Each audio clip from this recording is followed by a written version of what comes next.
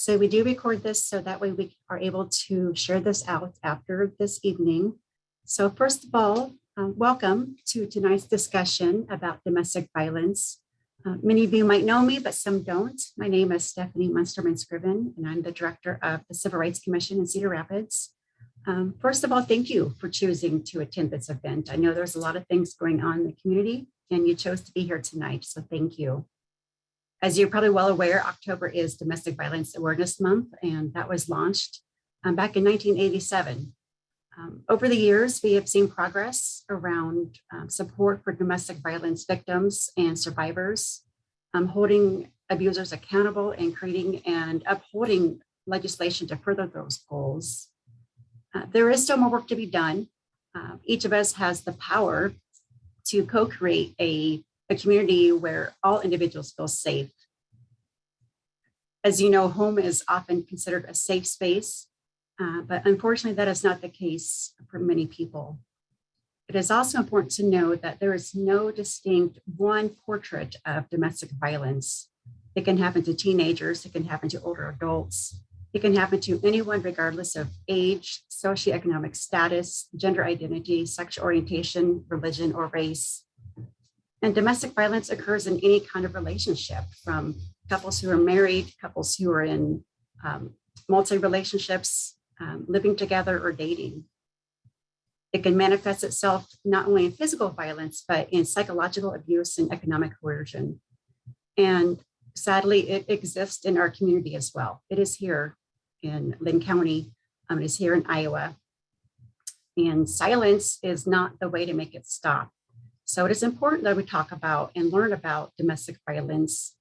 Talking about it increases our awareness and then our ability to identify abusive behaviors and then helping to take action to prevent harm to people in our communities. This evening, we're going to talk about what's being done locally.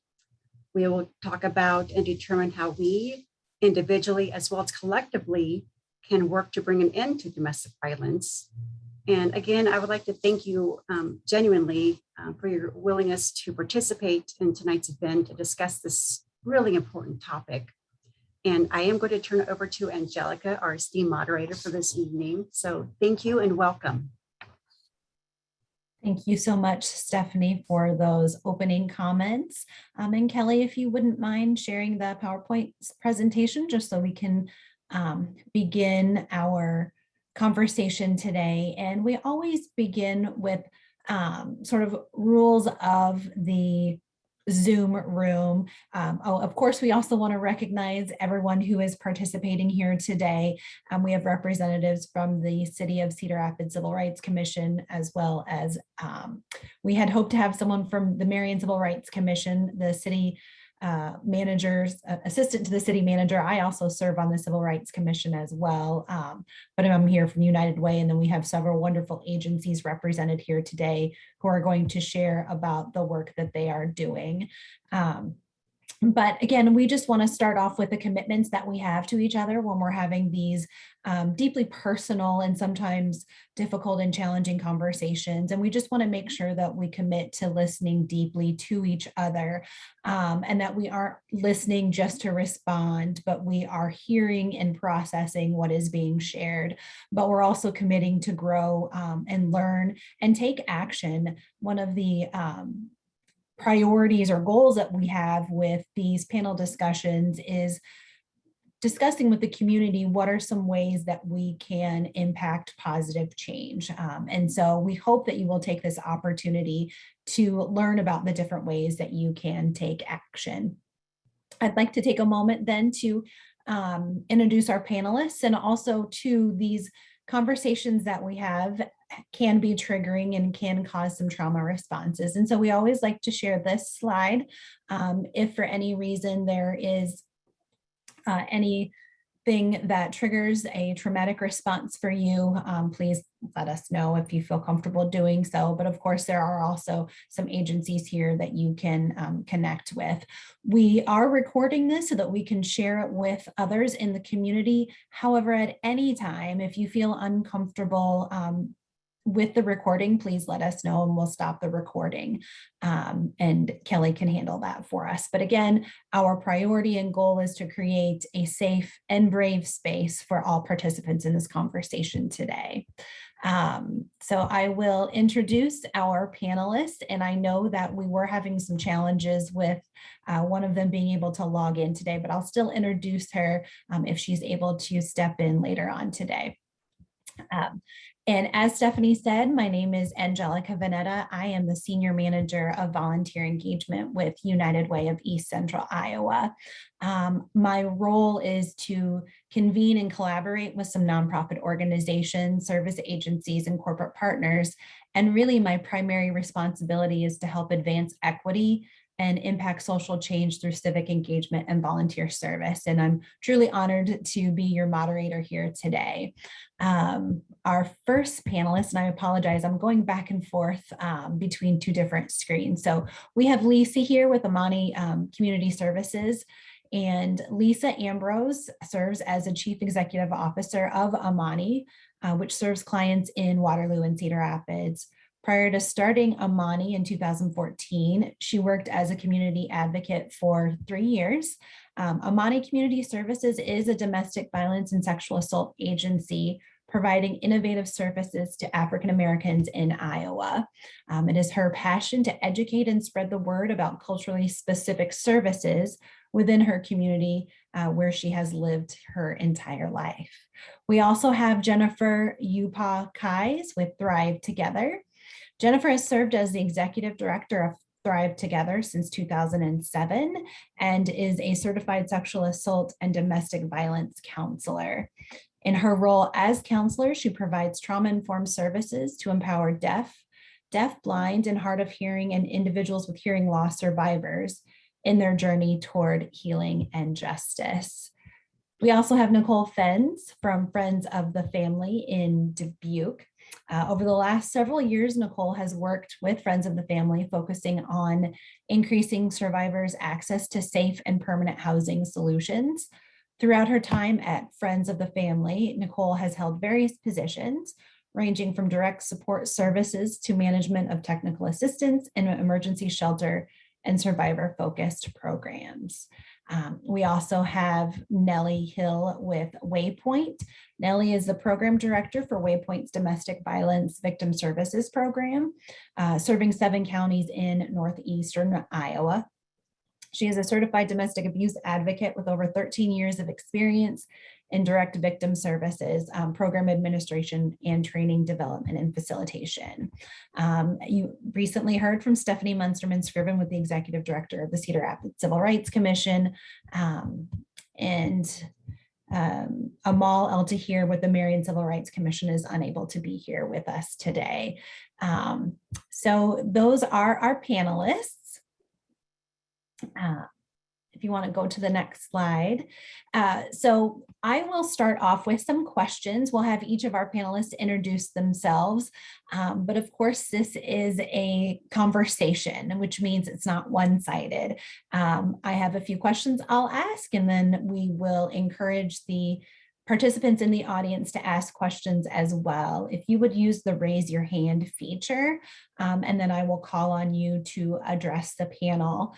Or if you feel more comfortable doing so, you can also add your question to the chat box. And so this first set of questions, again, I am going to have each of the panelists respond so they can give us a little bit more detailed information about the agencies that they work for. So if you'll just give me one quick minute, I will call on on you individually, but for each of the agency representatives, if you could please just share a little bit more about what you do and the mission, program, and services, as well as resources that each of your agencies provide to domestic violence survivors. So I will just start with Jennifer with Thrive Together. Would you mind introducing yourself? Sure, thank you. Like Stephanie had said, my name is Jennifer. I am the director for Thrive Together since 2007. Thrive is the only deaf-led not-for-profit agency in Iowa that provides direct services to those that are deaf and hard of hearing or deaf, blind, or have a hearing loss. We provide culturally specific. Sorry, Zoom did something funny there. Let me get my eyes straightened back up here.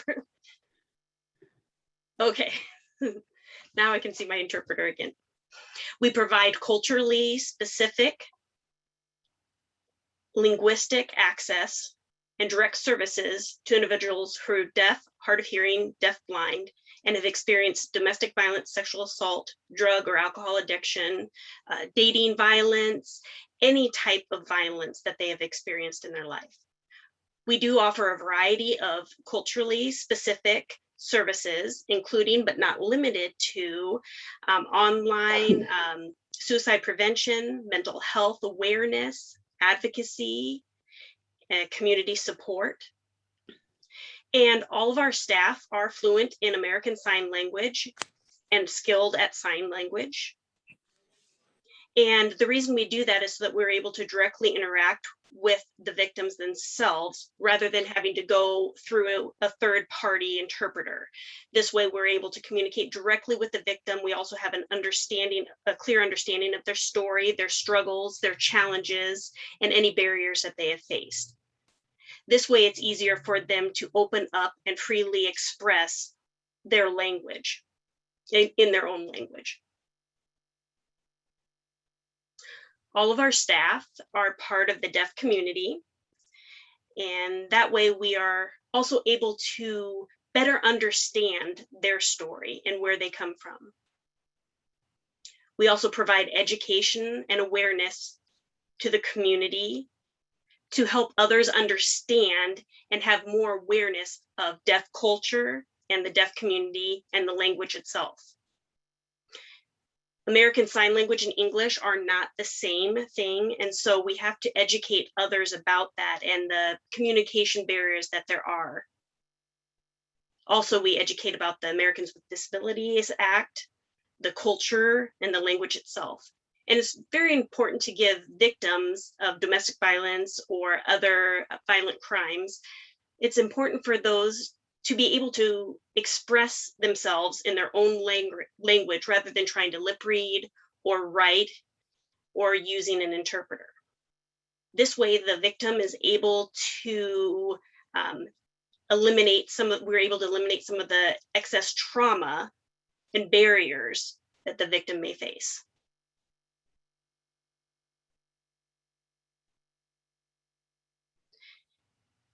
We empower. Our mission statement is that we empower deaf individuals or those with hearing loss through advocacy, education, and collaboration for those all over Iowa.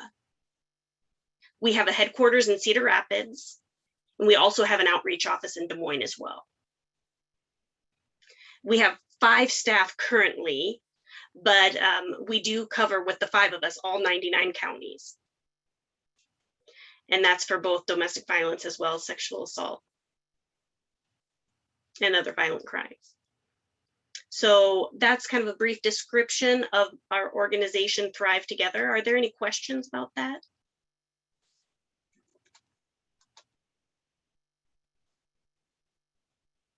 Okay, then I guess I will give it back to whoever is going to the mediator. There is also more information on our website, www.thrivetogethertoday.org. You can find some more information. There's great resources available there. It also will let you know of the services that we provide and about language and culture and how important it is to help deaf victims in their healing journey. Thank you so much, Jennifer. We will have Nicole with Friends of the Family introduce herself and again, just talk a little bit about your organization, the resources and programs that you offer to domestic violence victims. Okay, so I'm Nick Fenns, I go by Nick, and I work for Friends of the Family. We are a nonprofit organization here in Iowa. We serve 27 counties overall. 14 of those are our VSS counties, meaning that they are survivor-focused services that we're offering throughout those. We have a couple of different programs that we operate. In terms of domestic violence, we have a 24/7 crisis line that was posted earlier that survivors are able to call to do safety planning and really kind of just get in touch with an advocate and talk about next steps, whatever that might be, that they're looking to, whether they're looking to flee or stay at home safer, but really kind of working with them throughout that crisis line to help address those needs. We have an emergency shelter that we operate that is in Bremer County. And so that is staffed 24/7, and really, again, just kind of like that first step in potentially that survivor's access to safety, helping them get to safety, and really maybe potentially looking at furthering their housing journey. With our housing services that we offer, we're really here to provide safe and affordable housing solutions for those survivors. And those survivors are prioritized by domestic violence, sexual assault, and human trafficking, and other violent crimes. But typically with our domestic violence, sexual assault, and our human trafficking, really we look to serve those individuals from both federal and state dollars that we receive, as well as some local donations. We take those and really prioritize those survivors based upon their need, their history of their history of homelessness and housing instability, as well as their risk factors for safety. So really that's a lot of what our focus is all around our mission statement, which is everyone has a home. So we work really hard to help advocate for those survivors who are in need of that housing solution due to displacement from their victimization. With that, we also can offer some relocation options. So part of that sometimes even looks like temporary hoteling, just again, as a part of their safety plan that the client has identified a need for. So really just kind of going through that with them. We also offer rapid rehousing as well as homeless prevention. So if you are working with a survivor or have an advocate who's working with a survivor, or someone you know that has already been displaced due to their victimization, we can help get them into a new unit. That's sort of what rapid rehousing stands for. Homeless prevention is a program that we operate to help avoid that literal homelessness, which is more or less like that HUD-defined literal homelessness. But basically, if they are not in a lease of their own, or if they are in a lease and they are being threatened with eviction due to situations revolved around their victimization, that's where we really try to step in and help mitigate the situation where they could potentially end up evicted. So to learn more about some of our services, you can go to FOFIA.org. There's a lot more information on there, and as well as our crisis line. If you have someone that you're working with or know someone, or you yourself want to give us a call just to kind of start that process or talk about safety planning, we're definitely here to help start that. So, does anyone have any questions for me? Okay. Thank you so much, Nick. Nellie, would you like to introduce yourself and talk about the services at Waypoint? Sure, thank you. My name is Nellie. I'm director of Waypoint's Domestic Violence Victim Services Program. We serve 7 counties in Northeast Iowa. I think it's important to say too, that all of these programs are sister programs. So we are funded under the Crime Victims Assistance Division, and we do similar work, but we collaborate together to really provide wraparound services for all victims of crime. So we serve Lynn, Jones, Benton, Blackhawk, Delaware, Buchanan, and Dubuque counties. We have an office in Waterloo. We have an office in Dubuque, and our home base is in Cedar Rapids. I have a total of 10 staff. On average, we serve about, between 2,000 to 2,500 survivors unduplicated every year. All of our services are free and confidential. We try to make them as safe as possible as well. So we provide peer counseling, the comprehensive programming. So we don't focus specifically on housing, but we do have some financial assistance to collaborate with friends of the family and getting people into safe housing. We focus on support groups, peer counseling, a 24/7 resource and support line. We also do legal advocacy. So under Iowa Code, it's a victim's right to have an advocate during any legal proceeding related to domestic violence. Advocates can help them navigate that confusing process and offer emotional support. We also have an automatic response to local hospitals. So again, under Iowa Code, it is a victim's right to have an advocate during any kind of medical procedure related to the domestic assault. We're protected under the Violence Against Women Act, so we have victim counselor privilege, and that provides a safe place for survivors to talk, at length about what they're experiencing. And, we just really try to individualize a lot of our services. So no situation is the same and every safety plan looks differently. So advocates, should never say you need to, you should, you have to. We really focus on the empowerment philosophy and meet survivors where they're at. And our mission is to inspire people to move forward, whatever that looks like for them. We're there to help. Thank you so much, Nellie. And I'm so glad that you addressed the coordination of services or the sister programs, because I was curious about that. And I think we will get a chance to talk about that here soon. But I would love for Lisa to get a chance to introduce herself and talk a little bit about Amani Community Services and why she started the organization. Hello, everybody. So my name is Lisa Ambrose. I used to be an advocate with an agency in Waterloo called Seeds of Hope. And that's where I was trained as a domestic violence advocate. That was way back in 2010. At that time, I sort of learned that I had been through domestic violence. I just didn't, it wasn't a name put to it. And so I started realizing that a lot of people in my community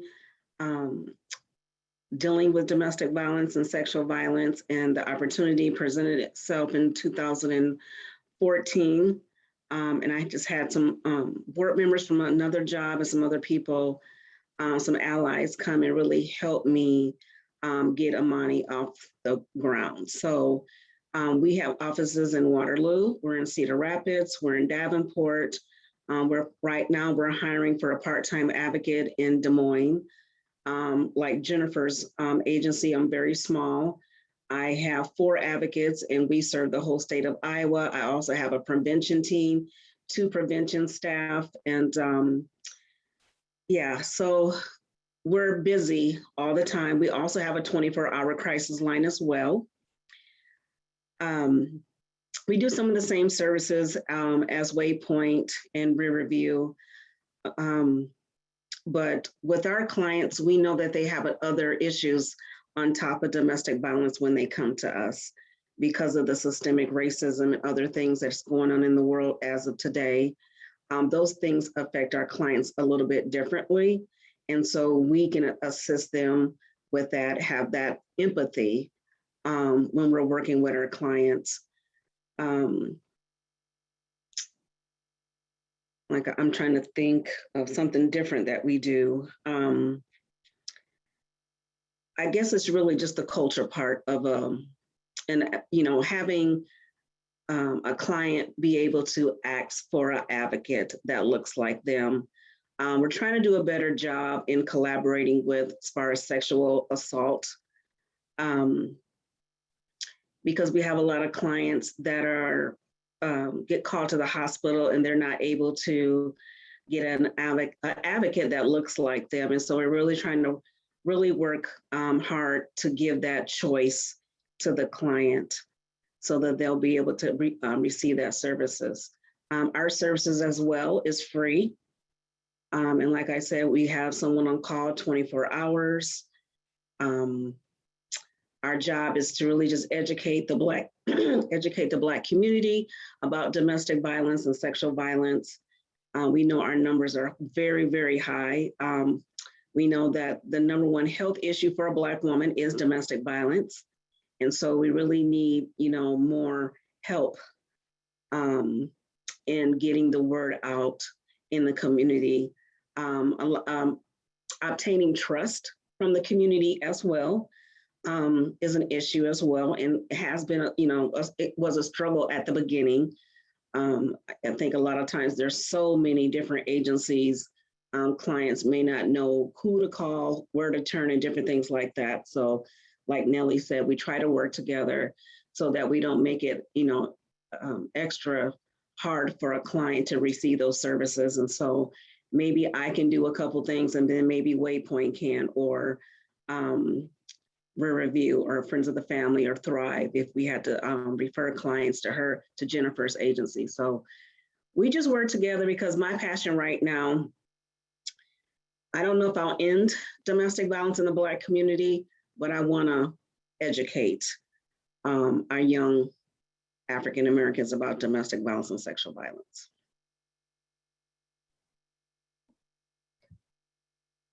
Okay, I just double clicked on something on my screen and I lost where I was at. My apologies if I suddenly looked like I was very surprised at what was going on in front of me. In any case, thank you so much, Lisa, for sharing about yourself and your organization. And I think you bring up a great way for me to segue into our first question. You had initially mentioned that you weren't aware that what you were experiencing was domestic violence. And for those that aren't familiar with the term, can someone describe for me what is domestic violence? And I think for our panelists, we had said the best way to answer these questions so that we're not talking over each other is if you wouldn't mind also using the raise the hand feature. So again, Jennifer, Nellie, Nick, or Lisa, any of you would be able to, would any of you be able to answer that question? How would you identify, define what domestic violence is? And I think I need to get back. Yes, Nellie. Okay, I had to unmute myself. So I always tell people domestic violence is really a system of tactics. And these tactics are used to maintain and create power and control over an intimate partner. So there's a variety of ways that people can do this. The most common one is emotional abuse. I think a lot of times people think that we just see physical assaults. That's not the case. We see emotional abuse, we see financial abuse, we see, threats, intimidation, minimizing, denying, blaming the victim for, the abuse. So definitely it can be psychological, it can be physical, it can be emotional, but it's systematic. And the goal is to maintain that power and control and kind of leave the victim feeling like if they assert themselves, there's this underlying fear that they could face sexual assault or physical assault. So that underlying fear is enough to maintain the control without the physical harm. Most often abusers, they don't want to leave marks. They don't want to, commit a crime because there could be some accountability. So if they're able to maintain that control with just words, they might do that.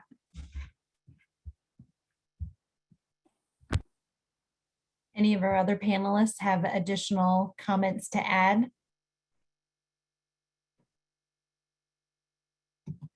And I think that's also great. I would love to have Stephanie just talk a little bit and jump in about some of the laws that protect the survivors of domestic violence. So Stephanie? Sure, thank you.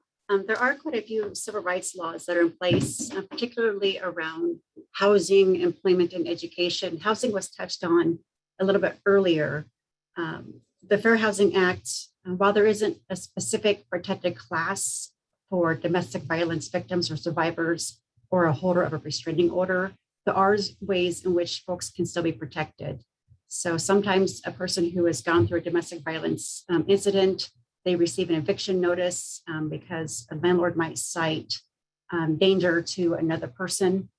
Several of those kind of cases have been challenged as a violation of the Fair Housing Act or violation of a local housing ordinance. And so if you've also been denied that for the same reason, or if your lease has been terminated, we need to investigate whether or not it was potentially a discrimination issue.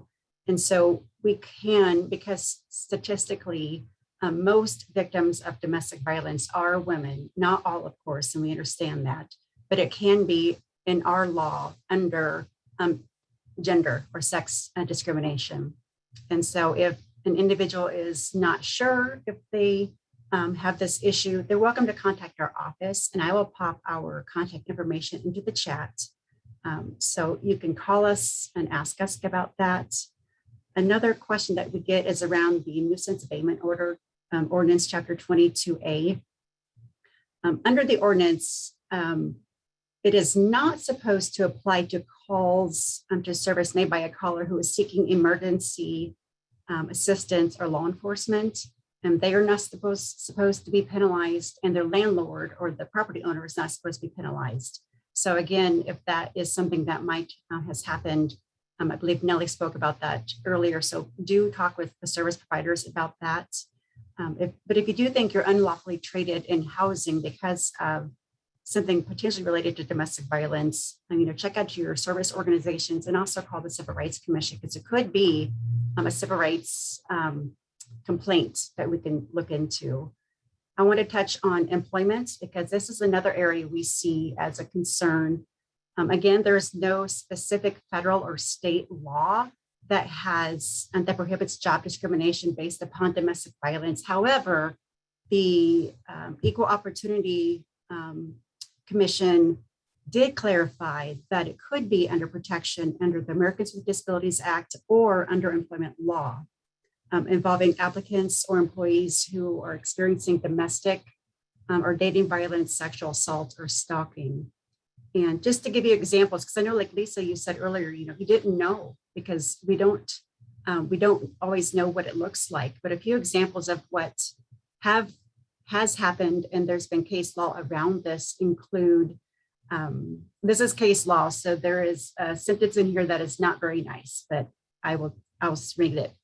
So an employer terminates an employee after learning she had been subjected to domestic violence, saying he fears potential, quote, drama battered woman bringing to the workplace.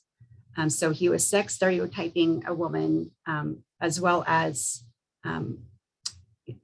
just saying a stereotypical thing about what his assumptions were about this woman. So that could be illegal. Another example is if a supervisor has learned of an employee who was subjected to domestic abuse and now might be living in a shelter. So he views her as vulnerable and he makes sexual advances towards her. When she refuses, he terminates her.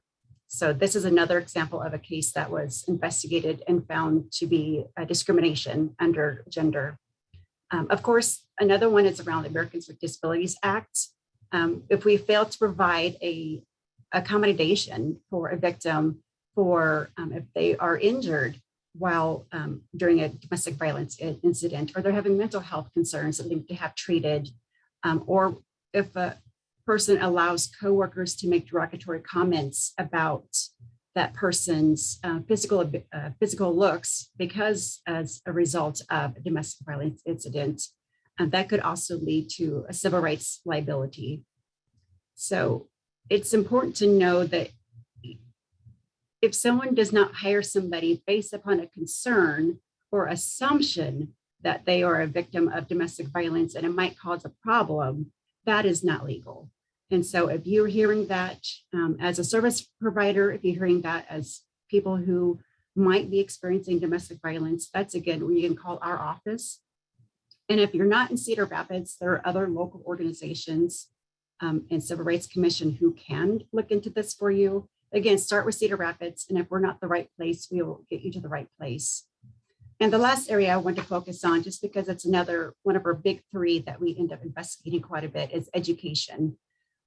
Title IX is a federal civil rights law that does prohibit discrimination on the basis of sex in education and activities. And so to clarify, a school does have responsibility to address sexual harassment and sexual violence. If there's a complaint, they're supposed to promptly and effectively respond to that. And they should know when it's creating a hostile environment. Once a school is aware, I really appreciate how they say they need to take immediate action to eliminate the sexual harassment or violence, prevent its reoccurrence, and address its effects. So it's not just a one and done, we got rid of this one person. How do we ameliorate continued impacts of this happening to this individual? If there is a criminal investigation or a civil rights investigation by an outside agency, that does not relieve the school of the responsibility. They are still to do their own investigation to resolve the complaint promptly and equitably. And also a school is supposed to notify all families, all organizations, all students of the process in order to file a complaint of sexual discrimination, as well as the grievance procedure. So again, I wanted to share these pieces.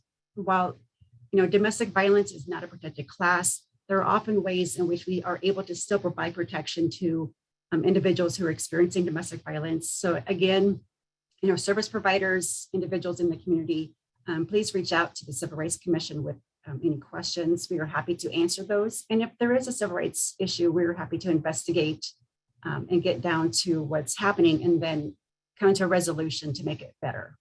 So thanks, Angelica. Thank you so much, Stephanie. And I will pause for a moment and see if our audience has any questions to ask the panelists or Stephanie specifically. And again, if you do, feel free to use the raise the hand feature or type your question in the chat box and I will ask that of our panelists. Again, Stephanie has listed in the chat box the contact information for the Cedar Rapids Civil Rights Commission. I'm kind of going out of order. That's typically how I moderate, though, is based on the flow of the conversation.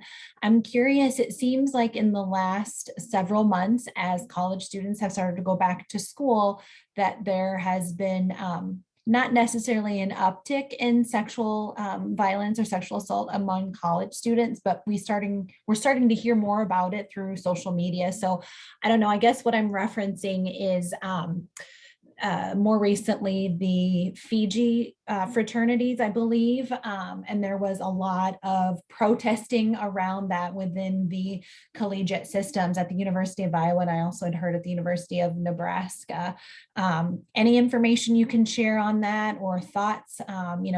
Could things have been done differently from a school's perspective, even maybe from the participants, not participants, but the impacted individuals?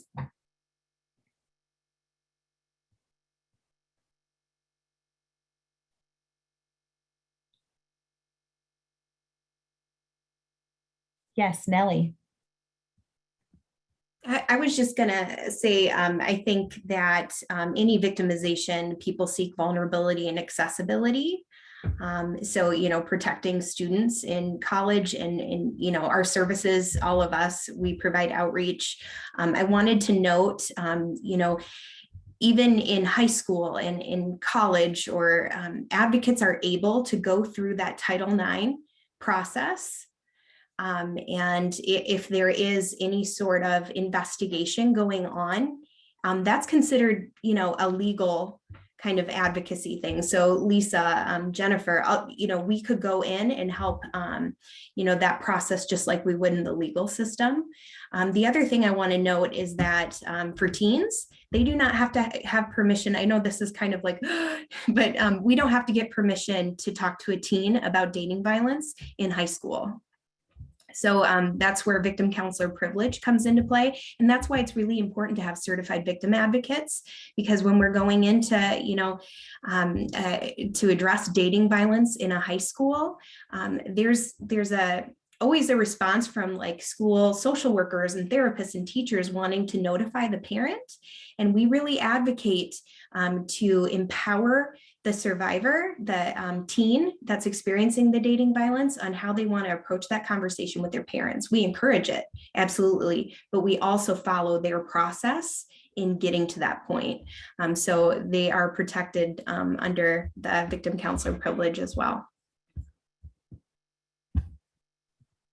Thank you so much, Nellie. Any of our other panelists have additional information to add on that topic? We do have a question that was sent to us directly from the someone who's interested in helping become an advocate. They are a survivor and wants to help in any way that they can. So what would be the first steps for someone interested in becoming an advocate?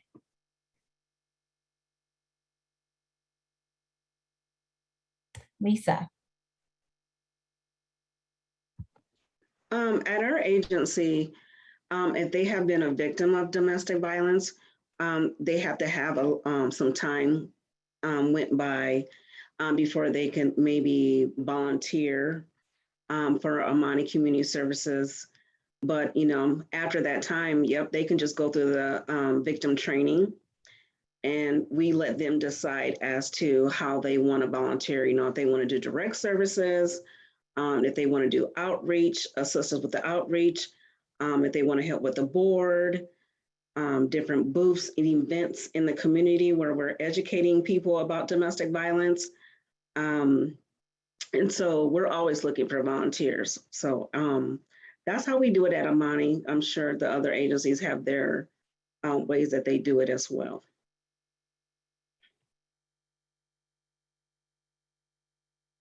Forgot to unmute myself. Nick, go ahead. Yeah, so I was going to kind of piggyback a little bit off of what Lisa was saying. First, we would want to have them complete their victim counselor training. And then we do have a little bit of a screening process just to make sure, right, that as a survivor yourself, that this is not going to create any form of harm in a situation where really, we're not trying to almost just re-expose you to some of those situations that can be very triggering. We also are always looking for volunteers in a variety of ways, whether it be outreach in our shelter, doing some of our peer support work. We have like music therapy that kind of comes in. So if you have like a specialized therapy that you're certified in or something like that too, we're always looking for just different healing methods that we can introduce to some of the people, especially when they're living in a shelter, which is a communal living situation. And as you can imagine, a lot of people who are in the height of crisis living together in that setting, it's very it's just traumatizing. So we always try to provide some unique and just different ways to help them kind of have those coping skills and have those available to them. But that's really what we would kind of look at trying to plug you into. But first and foremost is just your overall well-being and your emotional safety needs being met first too, right? Like it's very important that this is going to be harm reducing for everyone, and also going to provide you that avenue and that pathway to feel more empowered and utilizing what you've experienced in a positive way, rather than introducing you into situations that you're not prepared to deal with emotionally that can be a setback for you. So as much as we can try to help support you supporting others, that's what we're absolutely here to do. But yeah, just those pieces. Wonderful. Thank you so much, Nick. What is the process to sign up to become a volunteer for any of the organizations?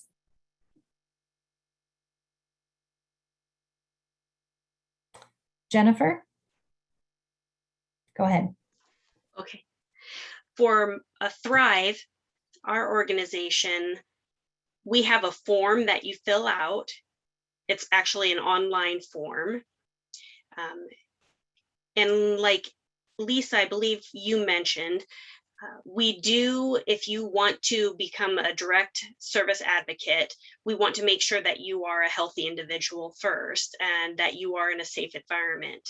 And once the situation is safe, as long as you've taken that time to heal, we do ask for it to be a minimum of 2 years, not just a couple months. So 2 years or more, to make sure that you're fully feeling healed and ready to provide that advocacy.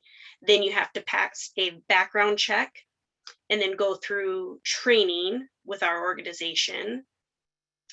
You get your training in deaf culture as well as our collaboration training.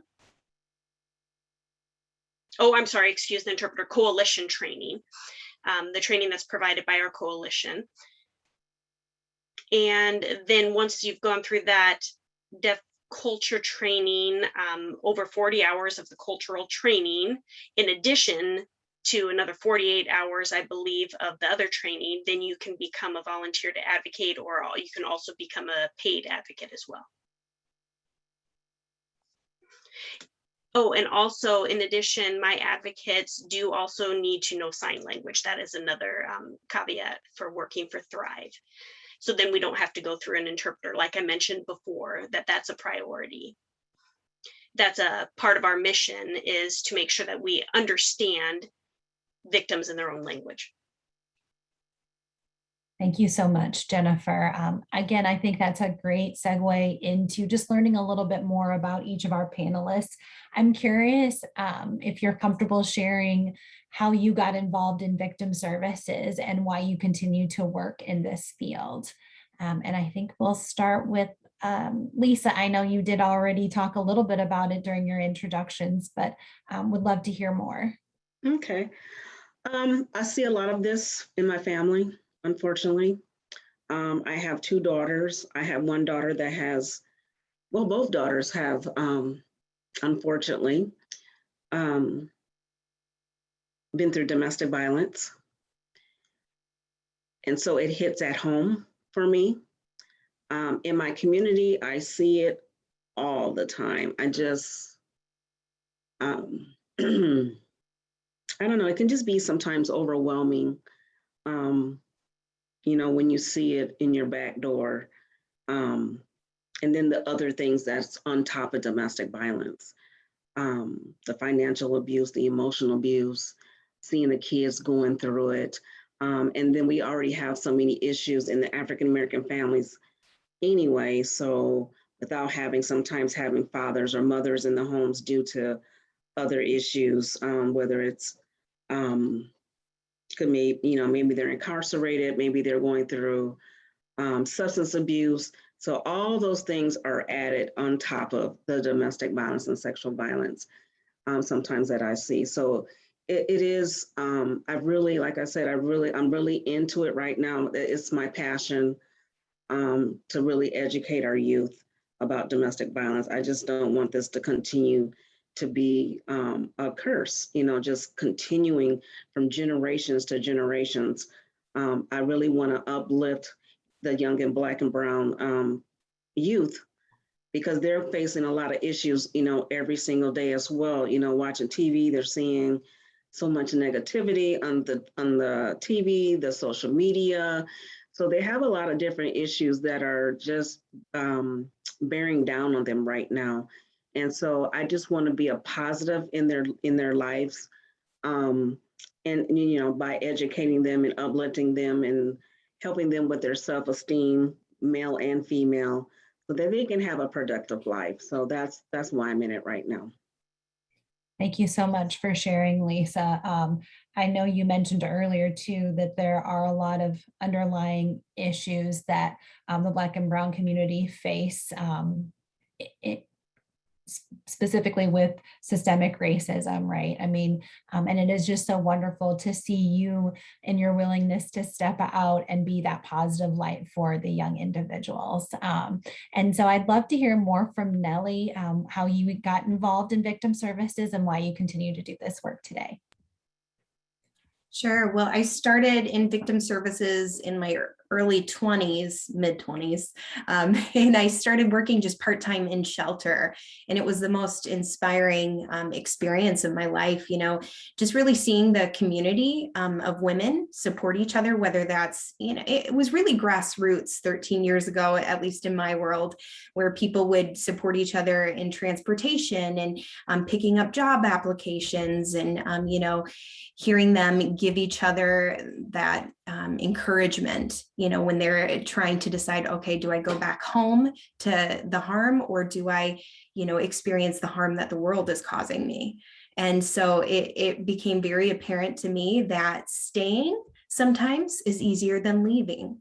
And then understanding too, leaving creates a whole lot of life-generated risks. And what I mean by that is, you know, transportation, childcare, housing, all sorts of things. So then, you know, just that kind of mountain of problems and issues and barriers that survivors faced inspired me to try to do the work. And So I went from working as a program assistant in shelter to doing sexual assault work as an advocate, and then a program coordinator, and now director of the program. And I'm just really passionate about trying to get to the root causes and trying to look for ways also to implement some prevention into the programming as well.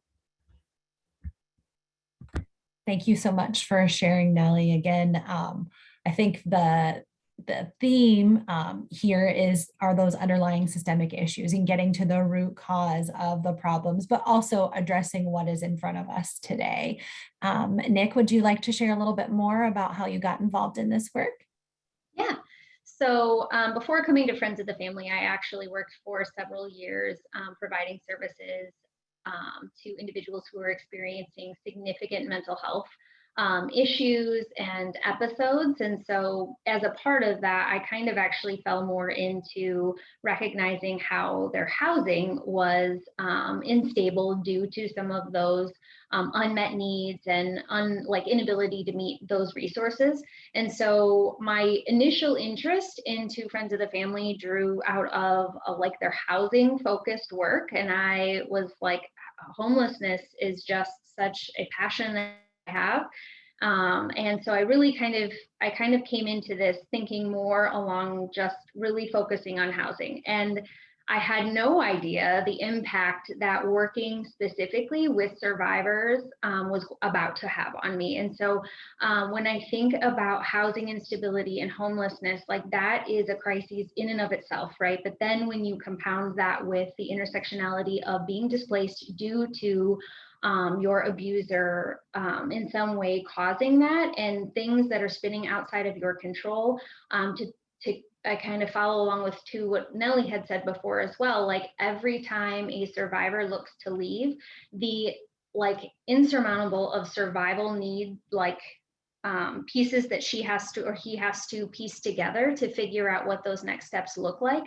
Like she said, sometimes it is easier to stay or it is easier to go back. I've been evicted 6 times because I couldn't pay that utility bill. And so now even if I want to get back into housing of my own, I can't do that. And who has the ability to help support me in that is my abuser. And so seeing like those additional oppressive experiences that survivors face, that other individuals who are experiencing their housing instability due to job loss or COVID are just so very, very different for me. And so I can't imagine doing anything else after getting into this work and wanting to help come alongside of individuals to fight through those areas and seasons of their life and reinstill that hope for them that there is a life outside of what you know with that abuser, and we're going to help you gain that independence, and we're going to help reduce those barriers, and we're going to help get you into safe and stable housing. That is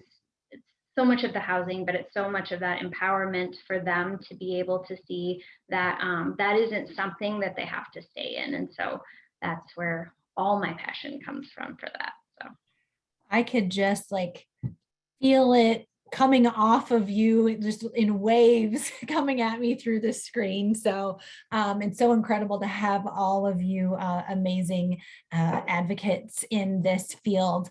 I know, Jennifer, you have a very unique population that you serve with the deaf and hard of hearing, but I'm curious again how you got into this work and why you are so passionate about working with domestic violence survivors. Sure. I am a survivor of sexual abuse from when I was young. I'm a survivor of a suicide attempt as well. And I went through counseling growing up, and there were no counselors who really understood my situation or my deafness and my deaf culture and the struggles I faced with trying to read lips. And then, the ADA law hadn't passed when I was younger. And so there wasn't that requirement for interpreters to be provided. So I really struggled with trying to express myself. That was a big barrier for me. And my time growing up, I always wanted to find some way to help other people in the deaf community with the gaps for accommodations, gaps in communication, gaps related to mental health treatment. 0.02% of deaf individuals actually receive appropriate mental health services, 0.02% in the United States. And that is not a large enough percent. And suicide rates have increased dramatically all over. And that's how I actually got involved in this field. And it's really become my passion. I really want to be able to help other victims and survivors to be able to heal. Because you have to, there is no option but to go forward and heal. So I have to be able to get involved. I have to volunteer. I started as a volunteer, then I became full-time staff, and it's really a fight. People have to fight just like hearing people do as well. Thank you so much for sharing, Jennifer. Again, I can just see all of the passion from everybody here. And I can only assume too that there is a lot of stress in your work. I know that Carl Cassell had posted a question in the chat box, and I would like to open that up for some commentary from the panelists. And he has just asked, is there burnout among staff needing to deal with so much stress? And are there ways for your staff to take care of themselves as well? I will go with Nicole first. Everybody just hopped right in. So let's go with Nicole, and then Lisa, and then I think Jennifer. Yeah, it's a great question. So we talk a lot about vicarious trauma, which is essentially like secondhand trauma sometimes that individuals can, who are working in this field and doing that work, can experience, along with just the high demand of the safety needs that we're trying to provide to those staff. So yes, there is absolutely burnout that occurs. And so what we really try to do is be proactive as possible. So we have a lot of like agency activities and fun things that we do together. So we have like staff skip day where we go and we just have fun. We do some like team building. We have a lot of case consulting where we come together collectively within our agency on our different teams and talk about things, issues, struggles, barriers, hang-ups, things that we just are having a hard time working through to serve individuals, as well as like how that's impacted our peers and our colleagues. And really, I think at Friends of the Family, one of the things that has always been evident since the day I started here is just the acute awareness that your colleagues have of recognizing when their peers are having a hard time, and they just are so great about coming together and really trying to provide that, shouldering some of that support and taking on additional pieces to help kind of just create a more equal balance for each other. So that is like really just, we have really good human beings working at this agency. So I can't say enough good stuff about our staff. But furthermore, we also have like when we have staff that start, and this includes volunteers as well as interns, one of the first things that I like to walk through with them is a self-care plan. Their options are, if they want to do it, they don't have to do it. If they want to share that with someone, or they want to keep that private, right? But we really encourage that they take the time to at least learn about how to assemble a self-care plan so that they can be equipped when they are struggling. And then really one of the biggest pieces is, how will we know if you are struggling? Like, how can those closest to you on your team and the people that you're interacting with, 40 hours a week, sitting next to you, how are they going to know that you're having a hard time? What are some of those indicators that we can look for so that you don't always have to be the person to also ask for that help? How can you make us aware of those things that you're struggling with too? So. Go ahead and Lisa. Okay. When I first started in this field as an advocate, I remember my supervisor asked me, "Do you have a problem with taking time off?" And I was like, "What?" And she was like, "We have a lot of people that work in this field. They don't take time off. They don't take care of themselves." And I was like, "Yeah, I can take a day off here and there." So I remember that when I became the CEO of Amani Community Services. And so we do a lot of team building as well. Very flexible in time off, you know, and like I said, we only have so many staff and we're all wearing 6 hats. And it's very stressful. It's very stressful when you hear and see situations that people are going through every single day, whether you turn on the TV, the radio, it's always something about domestic violence. Every time you turn the TV on, movies, everything is about relationships. Everything is about unhealthy relationships and different things like that. So, I, you know, as a boss, I'm just very flexible with people. You don't have to be so sick to take a day off. We have EAP that we provide for our staff as well. And so I always tell them, you know, you have this service here, it's free. Please talk to someone. You know, it can't be me all the time. I mean, I do meet with a couple staff once a week. And so I try to check in on people to see how they're doing and different things like that. But if they text me, send me a text or send me an email, just say, you know what, I'm not feeling it today. I know we just had a training a couple of weeks ago and staff were so overwhelmed. I feel like it triggered a few staff and, you know, just people just, you know, took that day off. So there's days in the office that, you know, I'm answering the phone. I'm, you know, if no one's there, I'm the advocate. You know, they always say you're always an advocate when you get in this field. So it doesn't matter whatever, if you reach to the top, you're still an advocate. But definitely, I always talk to my staff about taking care of themselves because it's a lot in this field.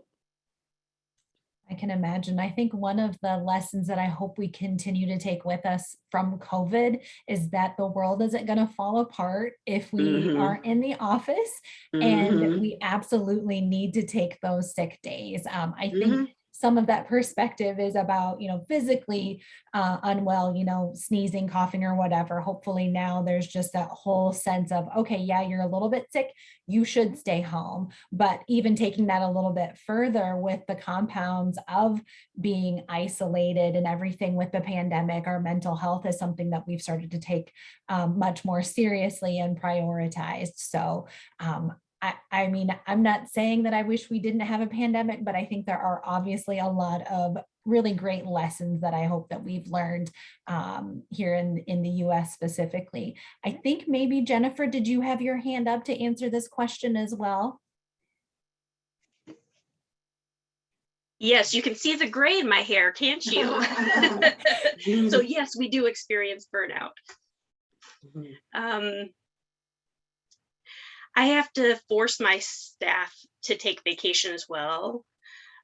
We don't do rollovers of vacation so that they can accrue it. So therefore they are required to take their time off.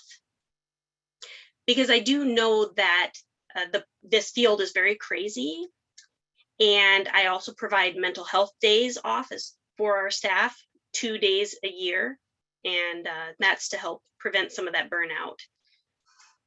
There, like I said, there's only 5 of us on staff for the whole state of Iowa. And so like somebody else mentioned, there's a lot of hats that we put on. I work as an advocate and I have to do all these other things as well as being the director. So I think that I need to help my staff by sitting down and talking, having staff meetings weekly where we can get together and just kind of let it all out on the table with each other. We can ask each other questions. We also do have a whole staff that can sign. So this way, there's no excuse. We don't need to bring in people from outside areas in order to come and help with interpreting. So yes, self-care and mental health, especially during the pandemic, have become big priorities. So let's see, March of last year, from those 3 months of the beginning of the pandemic, there was 12 deaths that attempted suicide in just those first 3 months of the pandemic. 12. And that just goes to show that we really need to work during this pandemic to help people that are feeling isolated as things are shut down, and the staff burnout as well. We know that we're not the only people here in Iowa either. So we do need to make sure that we're okay and that the others in Iowa are okay to work together. And by talking, we can make sure that our staff is all doing okay. Communication is key. That is the key point of self-care, is communicating. It's key for our mental health. We have to get together. We have to sit down and talk. And that helps keep us going. Thank you so much. I think what I love the most about what you just said is not rolling over PTO days and essentially requiring people to take that time off as sort of that forced self-care. I don't know that I've quite ever put it into that perspective.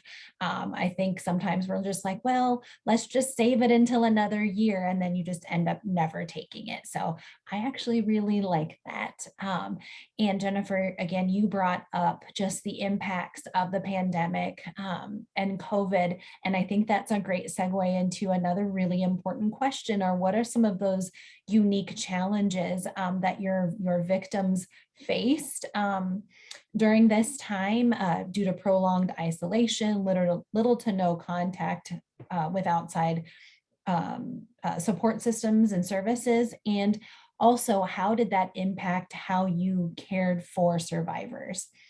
So any of our panelists, Nellie, go ahead. Yeah, so I feel like I'm sure everyone probably agrees that the pandemic was a really good tool for abusers who use isolation to maintain their control. So what we saw were, the minute the pandemic hit, a lot of the plans that we were making with survivors who were going to flee to friends, family houses, to different towns because they had gotten a job, everything was kind of put on hold. So a lot of our support shifted to how do we cope with domestic violence, not necessarily how do we leave it or mitigate the risk in that way. So the tools that we normally used just weren't available to us. So we got very tech savvy, and we ended up facilitating support groups via Zoom, and we called it a women's group.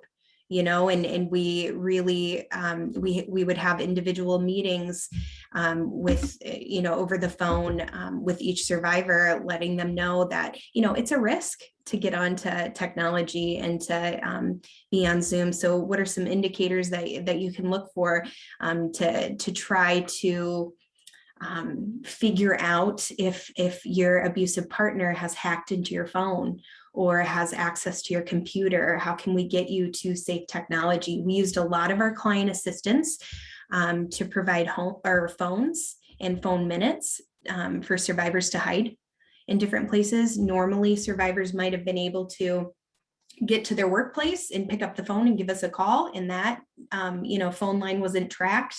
So it was just incredibly, this feeling that survivors had, I think advocates had a similar feeling of just helplessness, so we used to be able to, check in every week with some of our more frequent victims face to face to see if they are okay, and you don't get that face to face. So I definitely saw advocates struggle emotionally, not knowing, how to help. And and then derecho hit. And so, that added just another layer of literally just surviving and trying to lower the risk while in the home. And that was pretty hard. But Yeah, I think, just making sure that my advocates were equipped to, um, to really put the value of emotional support. Sometimes we don't value that a lot. When we're talking to a survivor, we want to jump to solutions and we want to say, okay, we can get you a bus ticket here, we can get you gas here, we can, try to help you find childcare. Well, all the childcares are shut down. All of the, so our tools were just kind of taken from us. So we valued just emotional support so much, and survivors are exactly that, survivors, and they did the best they could during COVID, and we trusted that. So Thank you so much, Nellie. We have just about 13 minutes left, and so I am going to ask each of the panelists the same question, and that is, what can community members do to support survivors or any of your organizations? So what might be the top 3 things that we can do to support each of you? And I will start with Lisa. I would say the top one would be volunteering, monetary donations, and just being ambassadors, about domestic violence and sexual violence, whether it's Waypoint, Thrive, any of them, friends of the family, because like Nellie said, we all are doing this for our community. So just being ambassadors, speaking up about domestic violence and sexual assault. Nellie? yeah, so across the state, we experienced a really large federal cut in our funding. So I think all of us are really trying to readjust and figure out how we're going to absorb that cut. So financially, any support is really important. The other thing is, in situations that are safe, and if you can be an active bystander, if you have a friend or family member who is treating their partner badly, consider, having conversations and really not sweeping it under the rug, and offering support to the survivor without judgment, without saying you have to do this, you need to do this, or withholding your support because they're not leaving.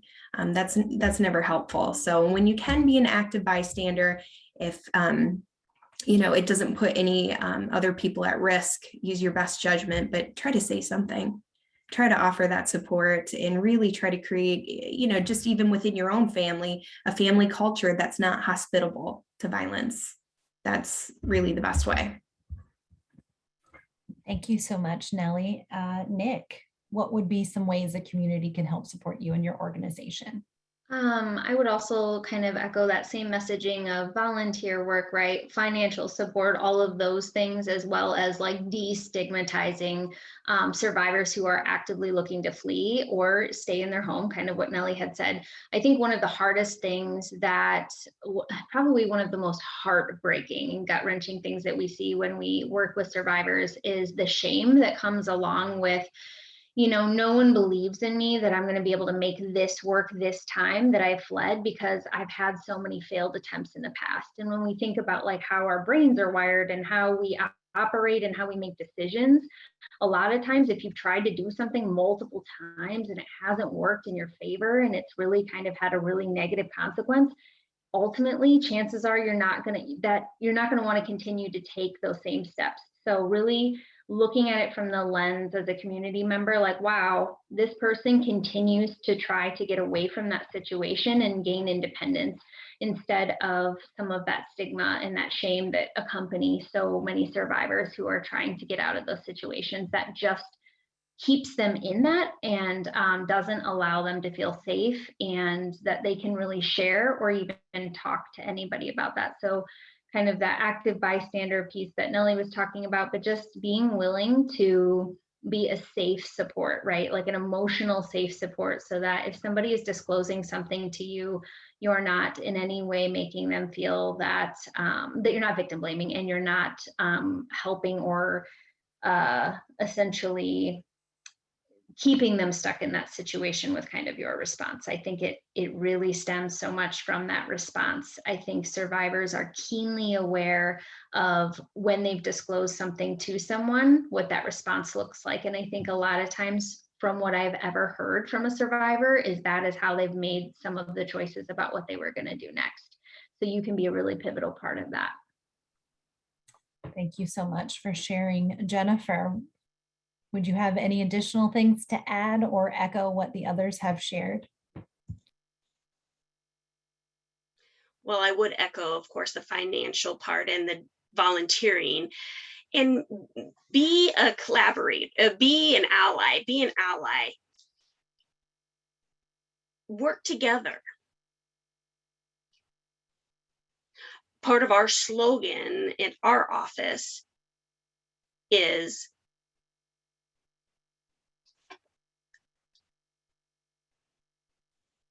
it's actually by Helen Keller, the slogan that we use. And it says, only we can do a little, but together we can do so much. So people can't do as much alone as we can do if we work together. We are here to help victims, and we're here to help the community to heal. We're all in this together. So let's work together to provide appropriate services to those that are in need. Thank you so much to each of our panelists. Stephanie, is there anything in addition that you would like to add as we close out today's session? The thing I would like to add is just a sincere thank you to all of the panelists. Thank you so much for taking the time.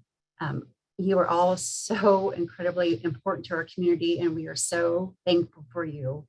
And I know it's hard to take time off.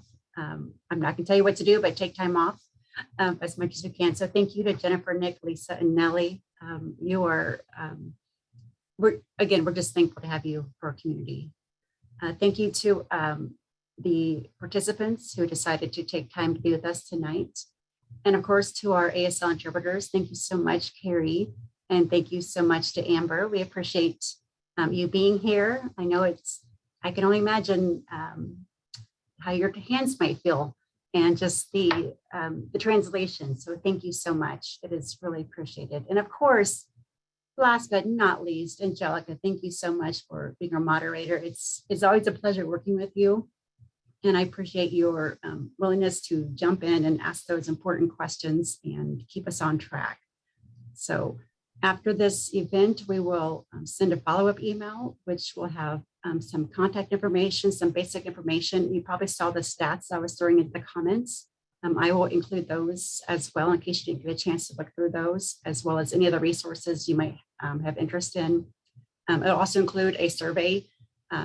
We would like to have your feedback about tonight's events, your ideas for future events. What are some interesting topics that you might want the Civil Rights Commission to work on? Like Jennifer said, the collaboration and partnership with other organizations is how we make our community better. And so again, thank you to everybody, and please stay warm. It feels weird saying that already, but stay warm. And we will also have the recording of the video. Once that's kind of cleaned up, we'll be sure to share that out as well. So again, thank you. So greatly appreciated. And again, yes, of course, I would like to echo all the same messaging that Stephanie just said. And it is our responsibility as a community to create a sense of belonging for everybody and that sense of inclusivity. And regardless of whatever situation an individual might find themselves in. So I'm so grateful for everybody who took their time out to join us this evening.